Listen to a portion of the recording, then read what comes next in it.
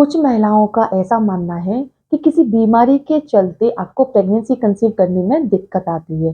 लेकिन क्या आप जानते हैं, ऐसा ज़रूरी नहीं है कि किसी बीमारी के होने पर ही आपको कंसीव करने में दिक्कत आए। आपके रोज़मर्रा की कुछ ऐसी आदतें भी होती हैं जो कि आपकी फर्टिलिटी को काफ़ी ज़्यादा इफ़ेक्टेड करती है और आपको कंसीव करने में दिक्कत पैदा कर देती है। नमस्कार दोस्तों, मैं खुशबू तोमर एक बार फिर से स्वागत करती हूँ आपका प्रेगनेंसी से रिलेटेड एक और नई वीडियो में।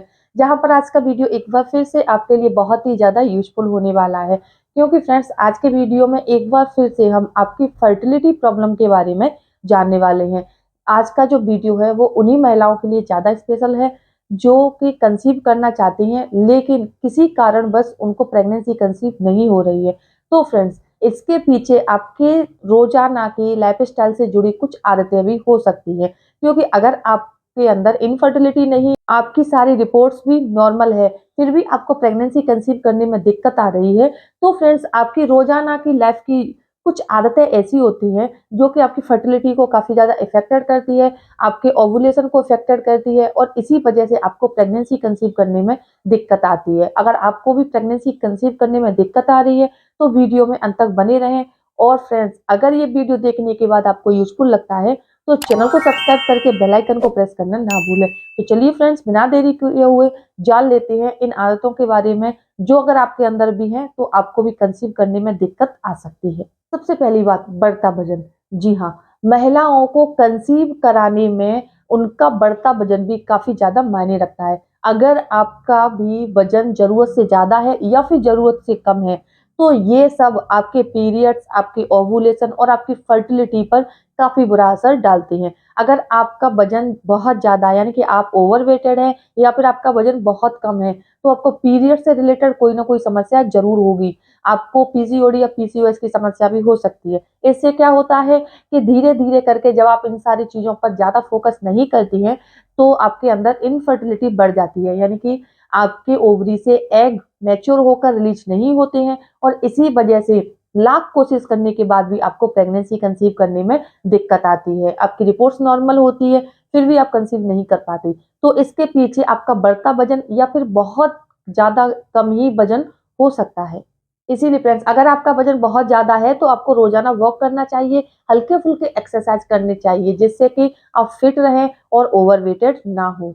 और अगर आपका वजन ज़रूरत से ज़्यादा कम है, तो आपको उन चीज़ों को अपनी लाइफ़स्टाइल में, अपनी डाइट में शामिल करना है, जिससे कि आपका जो वज़न है, वो उतना ज़रूर होना चाहिए, जितना कि आपको कंसीव करने में मदद मिल जाए।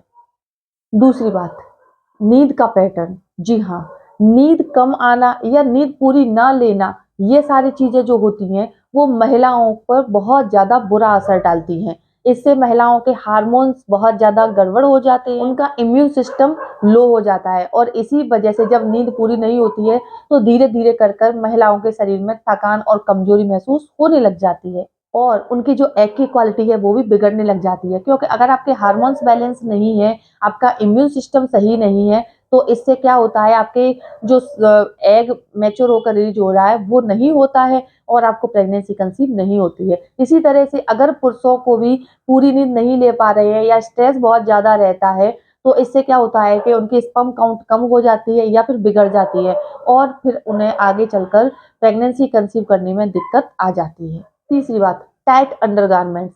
जी हाँ, काफ़ी सारी महिला और पुरुष ऐसे हैं जो कि अपनी बॉडी को एकदम से फिट रखने के लिए, बॉडी की शेप को फिट बनाए रखने के लिए लेटेक्स या फिर बॉडी शेप एकदम से फिट करने के लिए ऐसे गारमेंट्स पहनते हैं जो कि बहुत ज़्यादा टाइट होते हैं, जिनका बुरा असर उनके प्रजनन अंगों पर पड़ता है। अगर पुरुष कमर से नीचे टाइट अंडरगारमेंट्स पहनते हैं, तो इससे क्या है, धीरे-धीरे करके जब उनके शरीर के निचले अंगों में गर्माहट बनी रहती है, तो उनकी स्पर्म काउंट कम हो जाती है और फिर उन्हें कंसीव करने में दिक्कत आ जाती है। इसी तरह से महिलाएँ अगर टाइट कपड़े पहनती हैं, अंडरगारमेंट्स टाइट पहनती हैं, तो इसका बुरा असर उनकी फर्टिलिटी पर भी पड़ने लग जाता है। इसीलिए अगर आप प्रेगनेंसी प्लान कर रहे हैं, तो आपको टाइट अंडरगारमेंट्स नहीं पहनने चाहिए।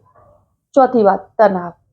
जी हाँ, तनाव, एंग्जायटी, स्ट्रेस, ये कुछ ऐसी समस्याएँ हैं जो कि महिलाओं की फर्टिलिटी और पीरियड से रिलेटेड समस्याओं से संबंधित होती है। अगर किसी महिला को काफ़ी दिनों से लगातार डिप्रेशन में है, एंग्जायटी बहुत ज़्यादा या स्ट्रेस बहुत ज़्यादा रहता है, तो उनकी फर्टिलिटी पर बुरा असर होता है, यानी कि उन्हें प्रेगनेंसी कंसीव करने में दिक्कत आ सकती है। वहीं अगर स्ट्रेस आपको बहुत ज़्यादा रहता है तो आपके हार्मोन्स इम्बैलेंस हो जाते हैं, आपकी बॉडी में जब हार्मोन्स प्रॉपर नहीं बनती है तो आपको कंसीव करने में दिक्कत आने लग जाती है। इसीलिए कोशिश कीजिए कि आपके शरीर में ऐसी कोई समस्या नहीं होनी चाहिए जिससे कि आपके हार्मोन्स बिगड़ जाएँ।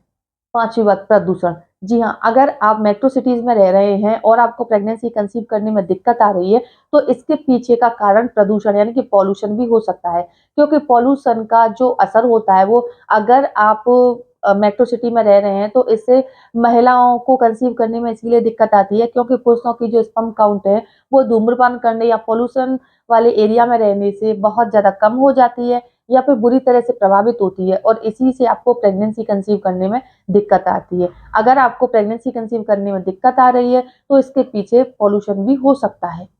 छठवीं बात, बहुत ज़्यादा या बहुत कम इंटीमेट होना। जी हाँ, कई बार कपल्स सोचते हैं कि अगर हम बहुत ज़्यादा टाइम तक यानी कि लंबे समय तक लगातार इंटीमेट होते रहते हैं, तो इससे क्या होगा कि हमें प्रेगनेंसी कंसीव करने में मदद मिल जाएगी। ऐसा बिल्कुल भी नहीं है। अगर आप लगातार यानी दिन में 7 से 8 बार भी इंटीमेट होते हैं, तो इससे क्या होगा?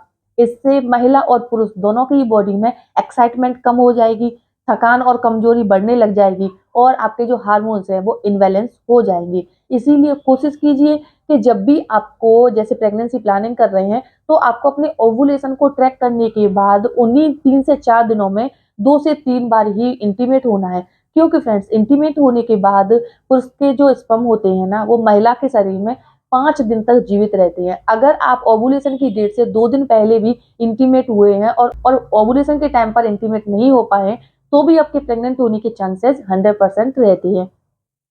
इसीलिए कोशिश कीजिए कि आपको ऐसा नहीं है कि बहुत ज़्यादा समय तक लगातार इंटीमेट होते रहना है, क्योंकि ज़्यादातर केसेज़ में ऐसा होता है कि अगर आप लगातार इंटीमेट होते रहते हैं, तो आपकी बॉडी में एक्साइटमेंट कम हो जाती है, एनर्जी लेवल भी डाउन हो जाता है और हार्मोन्स भी इम्बैलेंस हो जाती है, जो कि आपके कंसीव कराने में काफ़ी बड़ी रुकावट पैदा कर सकती है। उम्मीद करती हूँ अगर आपको कंसीव करने में दिक्कत आ रही है और आप इन 6 में से कोई भी गलती कर रहे हैं, इसमें आप इम्प्रूव करेंगे, और यकीन मानिए अगर आप इन आदतों में इम्प्रूव करते हैं, तो आपको अगले महीने प्रेगनेंसी कंसीव हो जाएगी। इसका 100% यकीन मानिए।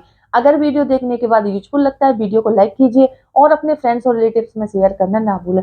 साथ ही मेरे चैनल को सब्सक्राइब करके बेल आइकन को प्रेस करना ना भूलें। तो चलिए फ्रेंड्स, मिलते हैं नेक्स्ट टाइम, तब तक के लिए टेक केयर।